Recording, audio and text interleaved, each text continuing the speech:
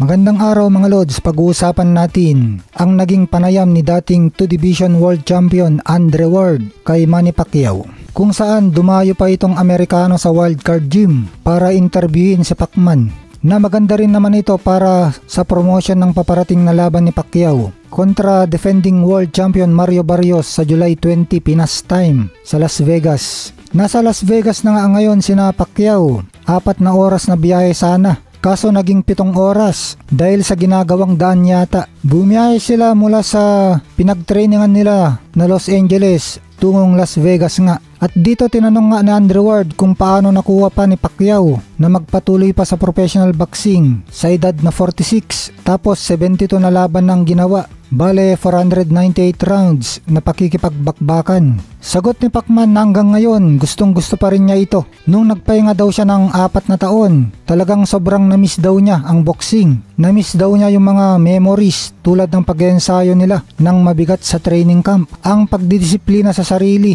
at ang laban mismo. Yung pagpropromote din daw ng laban, mga interview ng media, na-miss din ni Pacquiao. Masaya daw ang pambansang kamao na muling napabuklod ang kanyang mga team na naman. Napagtanto daw ni Pacquiao na nung isinabit na niya ang kanyang mga gloves ay malungkot siya. Namimiss niya itong sports ng boxing na mahal niya simula pa nung bata siya. Pero maganda daw sa kanya na nagpahinga siya ng 4 na taon dahil ang kanyang katawan ay nanatiling magandang kondisyon.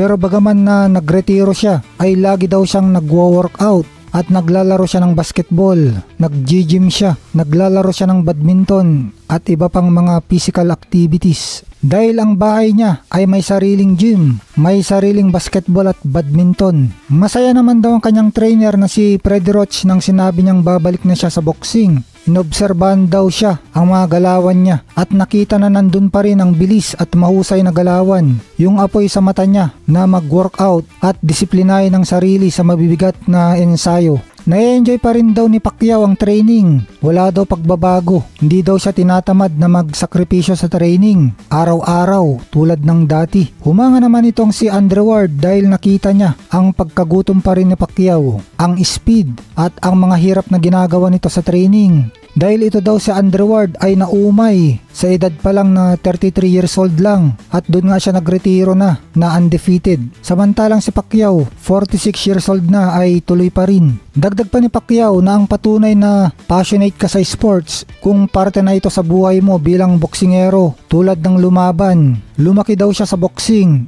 at hanggang na-enjoy pa rin niya ang training ay masaya daw siya na ipagpatuloy ang kanyang karera. Sinabi rin ni Pacquiao kung paano na si Mario Barrios ang kalaban niya ngayon. Tinanong muna daw ni Pacquiao ang asawa niyang si Jinky kung payag ito na labanan niya ang current WBC champion na si Mario Barrios at pumayag naman daw si Jinky. Kaya si Pacquiao na daw mismo ang tumawag kina Barrios para hamunin ito.